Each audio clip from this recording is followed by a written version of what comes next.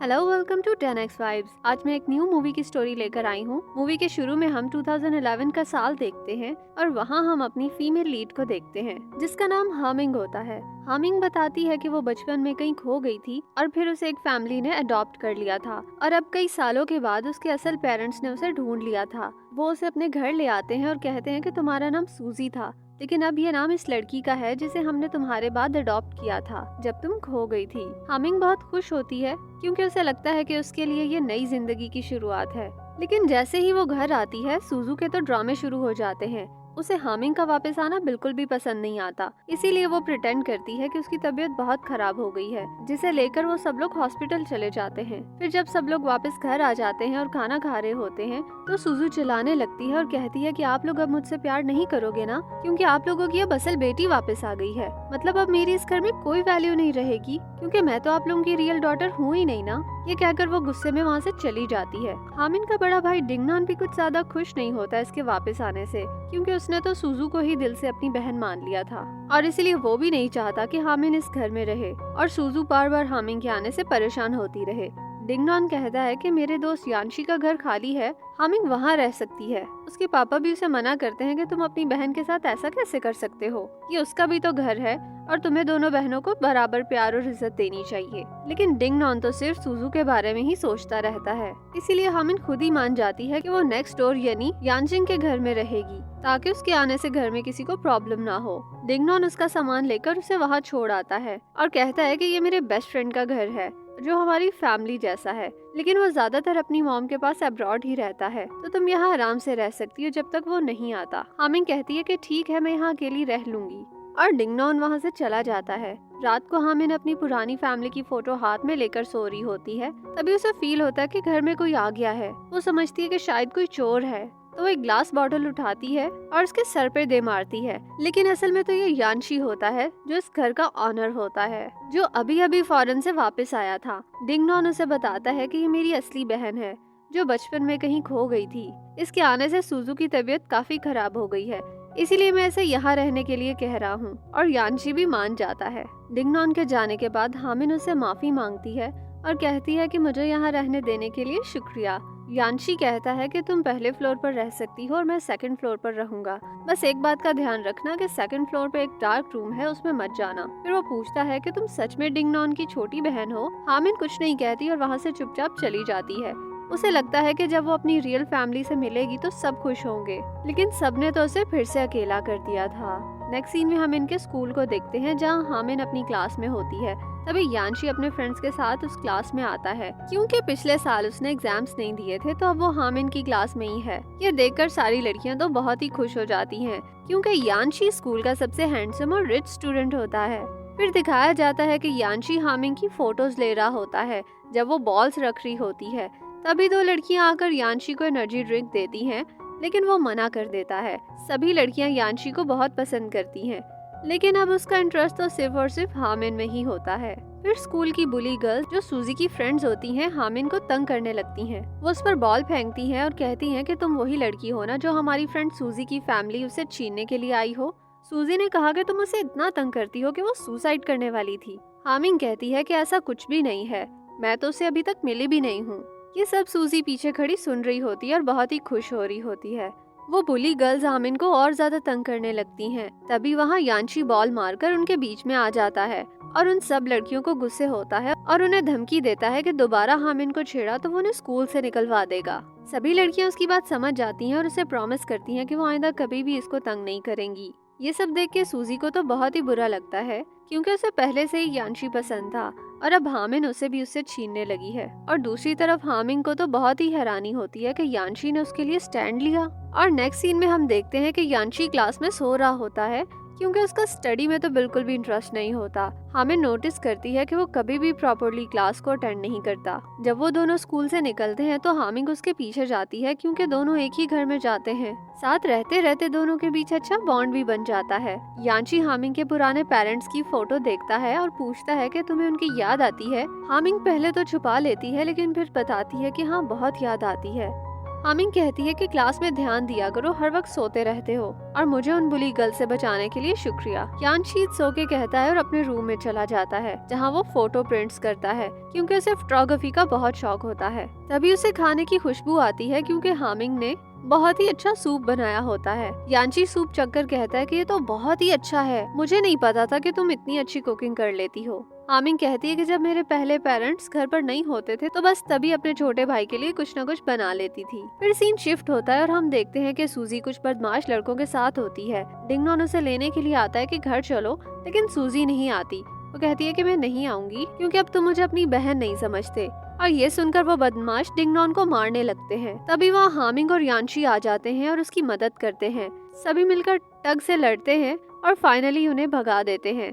सब खुश हो जाते हैं क्योंकि उन्होंने ये जीत लिया था। लेकिन डिंगनॉन सूजी को डांटता है। सूजी कहती है कि मुझे लगा था कि तुम लोगों को मेरी जिंदगी और मौत से कोई फर्क नहीं पड़ता, इसीलिए मैं उन लोगों के साथ चली गई। यानशी कहता है कि हम तो तुम्हारे चक्कर में आज मरने वाले थे, अच्छा हुआ कि हामिंग ने उन पर फायर स्प्रे कर दिया था। यानशी नोटिस करता है कि हामिंग के हाथ पर चोट लगी है तो वो उसके लिए परेशान हो जाता है। यह देखकर सूजी को तो और भी ज्यादा जलन होती है कि यानशी हर वक्त इसकी केयर क्यों करता रहता है। और थोड़ी देर बाद वो एक क्यूट सा पपी देखते हैं। सूजी कहती है कि इसे मत लेकर आना, लेकिन हामिन को तो वो बहुत ही पसंद आ जाता है और वो यानशी से पूछती है क्या मैं इसे अपने साथ रख सकती हूँ। डिंगनॉन कहता है कि यानशी को डॉग्स बिल्कुल पसंद नहीं है, लेकिन हामिन की खुशी के लिए यानशी भी मान जाता है और वो कहता है कि ठीक है रख लो। और हामिन तो बहुत ही खुश हो जाती है। रात को वो दोनों बैठकर पपी का नाम सोच रहे होते हैं। यानशी कहता है कि इसको हम ग्रे बुलाएंगे। हामिंग को भी यह नाम बहुत पसंद आता है। फिर यानशी हामिंग के हाथ पर ऑइंटमेंट लगाता है और ये देखकर हामिंग को तो बहुत अच्छा लगता है कि वो इसकी इतनी परवाह करता है। तभी डिंगनॉन आता है और कहता है कि अब तुम मेरे साथ घर चलो। सूजी शांत हो गई है और वो ये चाहती है कि तुम वापस आ जाओ। ये सुनकर हामिंग और यानशी दोनों उदास हो जाते हैं क्योंकि अब वो एक दूसरे के साथ ही रहना चाहते थे। यानशी बहाना बनाता है कि तुम पपी को यहाँ छोड़कर नहीं जा सकती और डिंगनॉन के घर भी नहीं ले जा सकती क्योंकि उसकी मॉम को डॉग से एलर्जी है।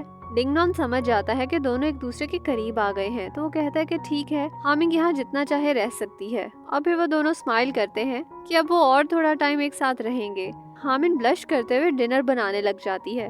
नेक्स्ट डे हम देखते हैं कि हामिन यानशी से कह रही होती है कि मुझे प्लांट्स बहुत पसंद है, इसीलिए मैं उनका ख्याल रखना चाहती हूँ।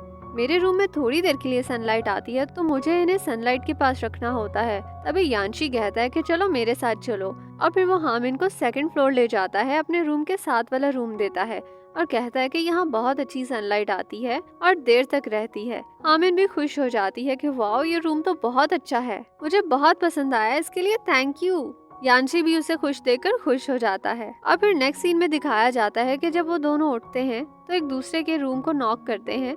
यानशी हामिन को बताता है कि जब हमें से कोई घर पर ना हो तो की इस सीक्रेट प्लेस पे रखी है। हामिन का हाथ वहाँ तक नहीं जा रहा होता तो यानशी उसके पास आता है और उसे की देने लगता है और ये सब सूजी देख लेती है। हामिन तो नर्वस हो जाती है, लेकिन उसे यानशी की क्लोजनेस भी बहुत अच्छी लगती है और वो ब्लश करते हुए वहाँ से चली जाती है। तो यानशी भी बहुत खुश होता है, लेकिन सूजी को तो ये बिल्कुल भी पसंद नहीं आता कि ये दोनों एक दूसरे के इतने करीब क्यों आ गए हैं और वो कहती है कि अब मैं किसी तरह हामिंग का सबके सामने इमेज खराब करूंगी। और नेक्स्ट सीन में हम देखते हैं कि स्कूल में पेरेंट्स टीचर मीटिंग होती है जहाँ हामिन अपनी मॉम के लिए एक सीट अरेंज कर रही होती है, लेकिन बुली गर्ल की मॉम उसे जबरदस्ती सूजी के डेस्क पर बिठा देती है। बुली गर्ल कहती है कि मेरी मॉम ने ये सब मेरी रिक्वेस्ट पर किया था। फिर सूजी कहती है कि अब हामिंग के पेरेंट्स मीटिंग में नहीं आ पाएंगे, लेकिन तभी यानशी क्लास में आता है और हामिंग की सीट पर बैठ जाता है और कहता है कि हामिंग मेरी फैमिली है और मैं ही मीटिंग अटेंड करूंगा। सब स्टूडेंट्स तो शॉक्ड ही हो जाते हैं और हामिंग तो बहुत ही खुश होती है कि यानशी हमेशा उसको सपोर्ट करने आ जाता है। और सभी दोस्त रात को डिनर कर रहे होते हैं। एक फ्रेंड यानशी से कहता है कि अब समझ आया कि तुम हामिंग का इतना ख्याल क्यों रखते हो, क्योंकि वो तुम्हारे लिए इतना टेस्टी खाना जो बनाती है। डिंगनॉन भी सूजी को देखकर खुश होता है, लेकिन सूजी तो रोना शुरू कर देती है और कहती है कि स्कूल के बाद हामिन ने मुझे अम्यूजमेंट पार्क के गेट पर बुलाया था। मैं वहाँ देर तक उसका वेट करती रही, लेकिन वो वहाँ पर नहीं आई और मुझे समझ नहीं आ रहा कि उसने ऐसा क्यों किया। मैं बहुत डर गई थी। यह देखकर डिंगनॉन तो गुस्से में आ जाता है और हामिन से कहता है कि तुमने ऐसा क्यों किया, सूजी से बदला लेने के लिए। अगर मेरी सिस्टर के साथ कुछ हुआ ना तो मैं तुम्हें छोड़ूंगा नहीं। ये कहकर वो वहाँ से चला जाता है। हामिन तो शॉक ही हो जाती है कि मैंने तो कुछ किया ही नहीं। फिर जब वो यानशी के साथ अम्यूजमेंट पार्क जाती है तो छुपकर उसकी बातें सुनती है। सूजी झूठ बोल रही थी। सूजी कहती है कि वो तो तुम्हारी रियल सिस्टर है। डिंगनान कहता है कि नहीं, मेरी सिर्फ एक ही सिस्टर है, वो तुम हो। हामिंग तो कहीं और पली बड़ी है, अब वो हमारी फैमिली का हिस्सा नहीं है। ये सब सुनकर यानशी हामिंग के कान बंद कर देता है ताकि वो और ज्यादा हर्ट ना हो। हामिंग कहती है कि मैंने सुजू को कॉल नहीं की, तो यानशी कहता है कि मुझे पता है और मैं तुम पे ट्रस्ट करता हूँ। फिर हामिंग अपना सामान पैक कर रही होती है और कहती है कि मैं वापस अपने पुराने पेरेंट्स के पास जा रही हूँ। वो मेरे रियल पेरेंट्स तो नहीं है, लेकिन वो मुझे बहुत प्यार करते हैं। यानशी उसे रोकता है और कहता है कि तुम कहीं नहीं जाओगी, ये घर सिर्फ मेरा नहीं बल्कि हम दोनों का है। अगर तुम्हें अपने पुराने पेरेंट्स की याद आ रही है तो मैं तुम्हें मिलवाने ले जाऊंगा और मैं हमेशा तुम्हारा ख्याल रखूंगा, तुम मुझ पर ट्रस्ट कर सकती हो। हामिंग खुश हो जाती है और यानशी का शुक्रिया अदा करती है। फिर नेक्स्ट सीन में हामिंग के अडॉप्टिव पेरेंट्स का घर दिखाया जाता है। मॉम हामिंग को देखकर बहुत खुश होती हैं, लेकिन डैड पूछते हैं कि तुम अकेली आई हो, सब ठीक है ना? तो यानशी झूठ बोल देता है, हामिन अपने पेरेंट्स की परमिशन से यहाँ आई है और मैं उसके बड़े भाई का दोस्त हूँ। डैड भी फिर खुश हो जाते हैं और दोनों को बहुत प्यार से वेलकम करते हैं। डिनर के टाइम यानशी कहता है कि हामिन रोज खाना बनाती है, तो मॉम सरप्राइज हो जाती है कि तुम पढ़ाई के साथ घर के काम भी करती हो। हामिंग कहती है कि नहीं, कभी कभी। तो मॉम पूछती है कि तुम वहाँ खुश तो हो ना, तुम्हारी खुशी हमारे लिए सबसे ज्यादा जरूरी है। हामिंग कहती है कि हाँ, मैं बहुत खुश हूँ, मेरे असल पेरेंट्स मुझे बहुत प्यार करते हैं। मॉम डैड कहते हैं कि तुम्हारा सपना था कि तुम डॉक्टर बन जाओ, जो हम तुम्हारा सपना पूरा नहीं कर सकते, लेकिन तुम्हारे रियल पेरेंट्स तो अमीर है ना, वो पूरा करवा देंगे। हामिंग तो रोना शुरू कर देती है और कहती है कि मैं आप लोगों से दूर रह के खुश नहीं हूँ, लेकिन मुझे अपनी पढ़ाई के लिए वहाँ रहना पड़ेगा। और मॉम डैड भी इमोशनल हो जाते हैं और यानशी भी। फिर हामिन वापस आ जाती है और डिंगनान को सच पता चल जाता है कि उस दिन सूजी झूठ बोल रही थी। तो वो सूजी से कहता है कि हामिन से सॉरी बोलो। सूजी सॉरी भी कह देती है और हामिन उसे माफ भी कर देती है और दोनों के बीच सब कुछ सेट हो जाता है और सब एक फैमिली की तरह रहते हैं। टाइम फास्ट फॉरवर्ड हो जाता है और अब हम 2013 को देखते हैं। हामिंग अब भी यानशी के घर में ही रहती है। यानशी एक लॉकेट बनाता है जिसमें हामिंग के घर का नंबर लिखा होता है और उसे गिफ्ट करता है। हामिंग को तो वो लॉकेट बहुत ही पसंद आता है और फिर सब फ्रेंड्स मिलकर डिस्कस कर रहे होते हैं कि ग्रेजुएशन के बाद क्या करेंगे। हर किसी का एक अलग ही सपना होता है, लेकिन यानशी कहता है कि मेरा सपना सिर्फ ये है कि हमेशा हामिन के साथ रहूं, मैं वही बनूंगा जो हामिन चाहेगी। हामिन तो शर्मा जाती है और सब लोग उन्हें देखकर स्माइल कर रहे होते हैं। फिर थिएटर में एक सीन होता है, यानशी उसका हाथ पकड़ लेता है और अगले दिन बीच पर दोनों एंजॉय कर रहे होते हैं। वहाँ यानशी हामिंग से अपनी फीलिंग कन्फेस करता है और कहता है कि ग्रेजुएशन के बाद मैं तुम्हें पिंक स्नो दिखाऊंगा क्योंकि तुम्हें पिंक स्नो बहुत पसंद है। हामिन कहती है कि ये तो पॉसिबल नहीं है, तो यानशी कहता है कि तुम्हारे लिए कुछ भी कर सकता हूँ क्योंकि तुम मेरी पूरी दुनिया हो। और दोनों नर्वस हो जाते हैं और उनके बीच एक लव मोमेंट भी होता है और अब ऑफिशियली वो एक कपल बन जाते हैं। दोनों बहुत ही खुश दिखाई देते हैं। अब फिर हम एक सीन में देखते हैं कि वो घर में बहुत मजाक कर रहे होते हैं और तभी यानशी को एक कॉल आती है। वो परेशान हो जाता है और कहता है कि मेरे लिए एक फ्लाइट बुक कर दो, मैं आ रहा हूँ। हामिंग कुछ समझ नहीं पाती। यानशी बस कहता है कि मेरा इंतजार करना, मैं वापस आऊंगा, थोड़ा फैमिली इशू हो गया है, सब ठीक हो जाएगा। हामिंग मान जाती है, लेकिन यानशी चला जाता है और बहुत दिन बीत जाते हैं। अब तक वो वापस भी नहीं आता और उसका नंबर भी नहीं लगता। डिंगनान भी उसकी मॉम को कॉल करता है, लेकिन उनका नंबर भी ऑफ जा रहा होता है। दिन गुजरते जाते हैं और हामिंग उसके इंतजार में बीमार हो जाती है। एक दिन जब वो यानशी की कॉल का इंतजार कर रही होती है, तब फाइनली फोन आता है। हामिंग शॉक में पूछती है कि तुम कहाँ हो, तुम ठीक तो हो और तुम वापस कब आओगे? लेकिन यानशी बस इतना ही कहता है कि प्लीज मुझे माफ कर दो, मैं कभी वापस नहीं आऊंगा और इसीलिए मैं तुमसे ब्रेकअप कर रहा हूँ, प्लीज मेरा इंतजार मत करना। सीन कट होता है और हमें दिखाया जाता है कि हामिंग बीच पे बैठी होती है और यानशी की फोटोज को देख रही होती है क्योंकि वो भी यानशी को भूलना चाहती थी। अब दिखाया जाता है कि वक्त इस तरह तेजी से गुजर रहा है और अब हामिंग की कॉलेज लाइफ भी स्टार्ट हो गई है। उसने मेडिकल कॉलेज में एडमिशन ले लिया होता है। जहाँ सब लोग मजे कर रहे होते हैं, वहाँ हामिंग अभी भी यानशी की यादों में बैठी होती है। वो उसे अपने दिमाग से निकाल ही नहीं पाती। हर वक्त उसके जहन में सिर्फ यानशी ही होता है। वो चुपचाप बैठकर बस उन्हीं लम्हों को याद कर रही होती है जो उसने यानशी के साथ गुजारे होते हैं। अब फिर टाइम गुजरता जाता है और दिखाया जाता है कि अब 2017 का साल चल रहा होता है और आज हामिंग का ग्रेजुएशन डे होता है। हामिंग को उम्मीद होती है कि यानशी कम से कम आज तो अपना वादा पूरा करने आएगा, लेकिन वो नहीं आता। ये देखकर हामिंग का तो दिल टूट ही जाता है। अब वो उदास बाहर खड़ी होती है और तभी वहाँ पिंक स्नो गिरना शुरू हो जाती है। हामिंग सोचती है कि ये जरूर यानशी नहीं किया होगा। वो देखने के लिए जल्दी से ऊपर जाती है, लेकिन फिर पता चलता है कि वो लोग एक ऐड बना रहे थे जिसके लिए पिंक स्नो हो रही थी। ये जानकर हामिंग और ज्यादा उदास हो जाती है और यानशी आज भी नहीं आता और अपना वादा भी नहीं निभाता। मतलब उसके लिए मेरे दिल में कोई जगह नहीं थी। वो गुस्से में यानशी का दिया हुआ लॉकेट भी फेंक देती है और वहाँ से चली जाती है।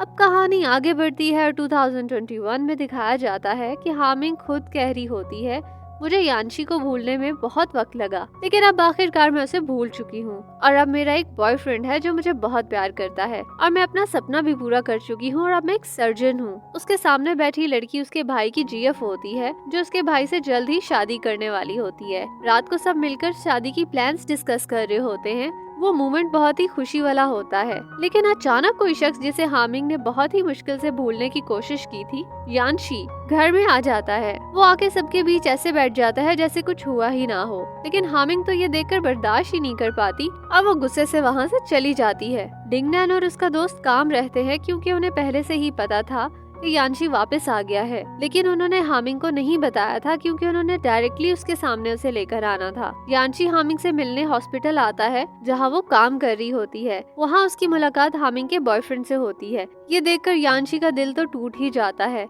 लेकिन वो चुप रहता है। फिर दिखाया जाता है कि यानशी ने हामिंग के अपार्टमेंट के नेक्स्ट डोर अपार्टमेंट खरीद लिया होता है ताकि उसके करीब रह सके, लेकिन वहाँ भी उसका बॉयफ्रेंड टपक पड़ता है और उसे पूछता है कि तुम कौन हो। उस वक्त यानशी चुप रहता है, लेकिन हामिंग कहती है कि ये मेरा ओल्ड क्लासमेट है और एक ऐसा इंसान है जिसे मैं कभी देखना भी नहीं चाहती।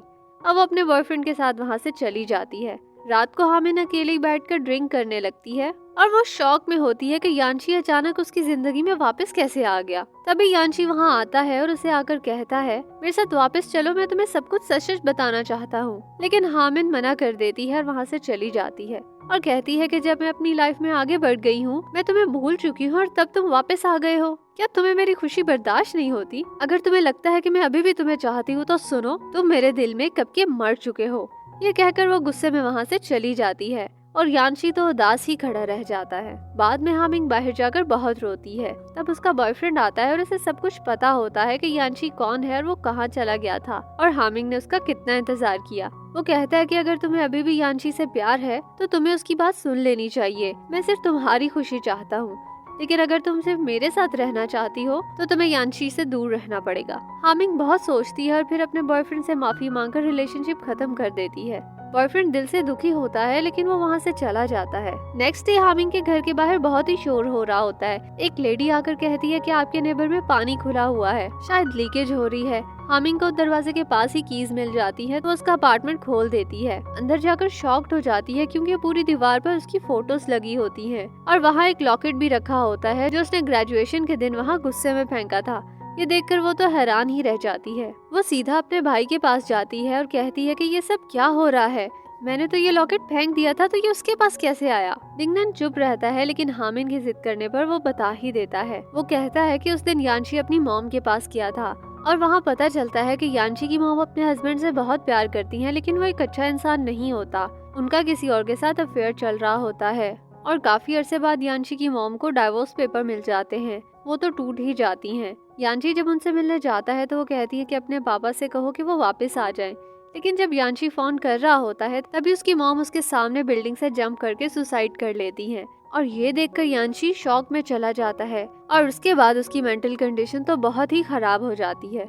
वो जब भी विंडो से बाहर देखता तो उसे उसकी मॉम नजर आती और इस ट्रॉमा की वजह से यानशी को पोस्ट ट्रॉमा स्ट्रेस डिसऑर्डर हो जाता है और वो किसी काम के लायक नहीं रहता। उसका कजन उसके साथ ही रहता था। उसी के थ्रू यानशी को पता चला कि हामिंग अभी भी उसका इंतजार कर रही है और उस दिन यानशी ने जब हामिंग को कॉल की और उसे यही कहा कि वो चाइना वापस कभी नहीं आएगा क्योंकि उसे पता था कि वो अब कभी ठीक नहीं हो सकता। उसने अपनी कंडीशन हामिंग को नहीं बताई क्योंकि वो नहीं चाहता था कि वो अपने सपने छोड़ दे या उसका करियर खराब हो और वो नहीं चाहता था कि हामिंग भी उसका इंतजार करे जैसे उसकी मॉम ने अपने हस्बैंड का इंतजार किया था। सीन कट होता है और प्रेजेंट में हमें हामिंग अकेली बैठी हुई दिखाई देती है। पूरी सच्चाई जानकर वो तो शॉक में चली जाती है। तब यानशी आता है और कहता है, क्या डिंगनैन ने तुम्हें सब कुछ सच बता दिया है? हामिंग रो पड़ती है और कहती है कि तुमने ये सब कुछ मुझसे क्यों छुपाया? वो कहता है कि मैं तुम्हारी जिंदगी बर्बाद नहीं करना चाहता था, मुझे पता था कि तुम परेशान हो जाओगी। देखो अब तुम एक सक्सेसफुल डॉक्टर बन गई हो और तुम्हें अपने जैसे किसी कैपेबल इंसान से शादी कर लेनी चाहिए। लेकिन हामिंग तो कहती है कि मुझे कुछ नहीं चाहिए, मैं बस तुम्हारे साथ रहना चाहती हूँ, अगर तुम नहीं हो तो कुछ भी नहीं है। और फिर यानशी हामिंग को हग कर लेता है। दोनों कन्फेस करते हैं कि वो एक दूसरे के बिना नहीं रह सकते। फिर कुछ पास सीन दिखाए जाते हैं जहाँ यान्शी कहता है कि मैं तुम्हारे बर्थडे पे केक ऑर्डर करता था, तुम्हें मिस किया करता था। जब तुम ग्रेजुएट हुई तो उस दिन मैं तुम्हें देखने आया था, लेकिन तुम्हें देखे बिना ही चला गया। और जब तुम उदास बाहर खड़ी थी तो पिंक स्नो भी मैं ही बना रहा था, क्योंकि मुझे तुमसे किए हुए प्रॉमिसेस भी तो पूरे करने थे ना। जब तुमने मेरा दिया हुआ लॉकेट फेंक दिया था, मैंने उसे उठाया और तब मुझे समझ आया कि तुम कितना दर्द महसूस कर रही थी, लेकिन मुझ में हिम्मत ही नहीं हुई कि मैं तुम्हारा सामना कर सकूं। अब फिर सीन कट होता है और पूरी फैमिली एक साथ होती है। सब खुश होते हैं। सूजी कहती है कि मैंने भी अपना एक बॉयफ्रेंड बना लिया है और मैं उसे तुम सबसे मिलवाने लेकर आऊंगी। सब बहुत ही खुश होते हैं, लेकिन जब सूजी अपने बॉयफ्रेंड का फोटो दिखाती है तो यान्शी बेहोश हो जाता है। सब लोग परेशान हो जाते हैं और वहाँ हामिंग को सबसे बड़ा सच पता चलता है। यान्शी को कैंसर होता है और वो भी लास्ट स्टेज में। वो हॉस्पिटल से इसीलिए वापस आया होता है क्योंकि उसने अपनी जिंदगी का आखिरी टाइम हामिंग के साथ बिताना होता है। इसी वजह से वो इतने सालों तक उससे दूर रहा कि जब वो ठीक हो जाएगा तब उसके पास लौट कर जाएगा। लेकिन जब वो कभी ठीक नहीं हुआ तो उसने आखिर में फैसला किया कि वो हामिंग के पास ही चला जाए। ये सब जानकर हामिंग शॉक में चली जाती है। वो बहुत ज्यादा रोती है और वो रोती हुई यान्शी के पास जाती है जो कि स्माइल कर रहा होता है। हामिंग उसे गले लगा लेती है और बहुत जोर जोर से रोती है क्योंकि उसके लिए ये सब सहना बहुत ही मुश्किल होता है। उसे यकीन नहीं होता कि वो जिसे इतना चाहती है वो इस दुनिया से जाने वाला है। यान्शी कहता है कि चलो हमारे घर चलें और फिर दिखाया जाता है कि हामिंग उठती है तो उसे पता चलता है कि यान्शी यहाँ नहीं है। और फिर हम देखते हैं कि यान्शी हामिंग की फोटोज प्रिंट कर रहा होता है और फिर वो दोनों बैठकर बहुत सारी बातें करते हैं। और फिर नेक्स्ट सीन में दिखाया जाता है जब डिंगनॉन की होने वाली वाइफ अपने लिए ड्रेस सेलेक्ट कर रही होती है तो हामिंग भी एक वेडिंग ड्रेस ट्राई करती है जिसे वो बहुत ही ध्यान से देख रही होती है और फिर अकेली बैठी यान्शी के बारे में सोच रही होती है और रोने लग जाती है। अब रात का सीन दिखाया जाता है जहाँ यान्शी अपने दोस्तों से कहता है कि तुम तीनों को मेरी कंडीशन पता है, मैं बहुत जल्द जाने वाला हूँ, लेकिन मैं चाहता हूँ कि तुम तीनों मेरी 3 विशेस पूरी कर दो। सबसे पहली विश ये कि मैं अपना सारे का सारा पैसा और प्रॉपर्टी हामिंग के नाम करना चाहता हूँ। मैं डिंगनॉन के बिजनेस में भी इन्वेस्ट कर रहा हूँ जो हामिंग के नाम का ही होगा ताकि उसे फ्यूचर में कभी भी फाइनेंशियल प्रॉब्लम ना हो। मेरी दूसरी विश ये है कि तुम लोग हर साल हामिंग का बर्थडे सेलिब्रेट करना, कभी भी उसे अकेला महसूस ना होने देना। और तीसरी विश ये है कि मेरे बारे में कभी भी उसके सामने कोई बात ना करना और उसे मेरी यादों से आगे बढ़ने में मदद करना। ये सुनकर सभी दोस्तों की आंखों में तो आंसू आ जाते हैं क्योंकि कोई भी नहीं चाहता कि यान्शी उन्हें छोड़कर चला जाए, लेकिन कोई भी कुछ नहीं कर सकता। फिर हामिंग को कॉल आती है तो यान्शी सबके साथ उसके पास चला जाता है। वहाँ सब लोग फायरवर्क एंजॉय कर रहे होते हैं और खुशी के पल गुजार रहे होते हैं। और अगली सुबह दिखाया जाता है कि सब लोग डिंगनन की शादी के लिए रेडी हो रहे होते हैं, लेकिन जब दुल्हन बाहर आती है तो वो कोई और नहीं बल्कि हामिंग होती है और वो आज यान्शी से शादी करने वाली होती है क्योंकि यान्शी के पास जिंदगी के कम ही दिन बचे थे। लेकिन हामिंग ने डिसाइड कर लिया था कि वो यान्शी की ही वाइफ बनेगी। यान्शी तो शॉक में आ जाता है तो हामिंग उसे थैंक यू कहती है हर एक चीज के लिए और बताती है कि वो हमेशा से उसे मिस करती रही है।